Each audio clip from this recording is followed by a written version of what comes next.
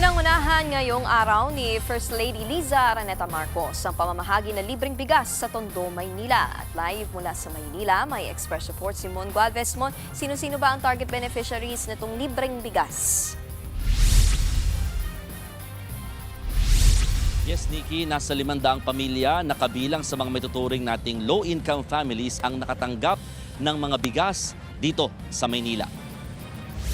Pinangunahan mismo ni First Lady Liza Araneta Marcos ang pamamahagi ng tig sa 10 kilong bigas sa 500 benepisyaryo dito sa Tondo.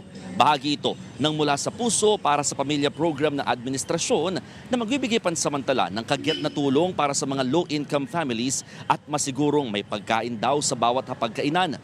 Inunang bigyan ng mga senior citizen, PWD at mga solo parent.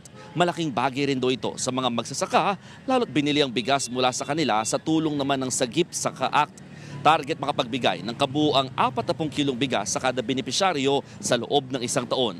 Nakaagapay kay First Lady sina Manila Mayor Isko Moreno at Vice Mayor Chi Atienza.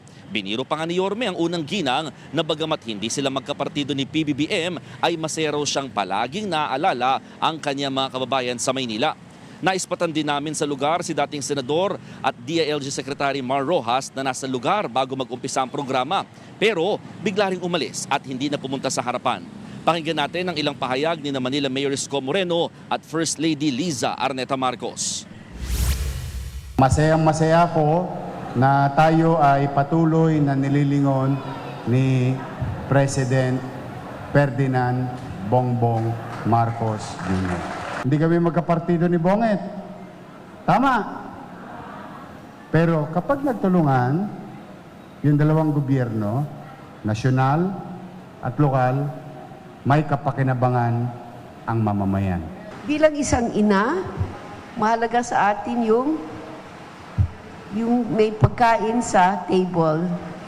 Even if we cannot eradicate poverty, at least we hope that this little thing will help you in the days to come.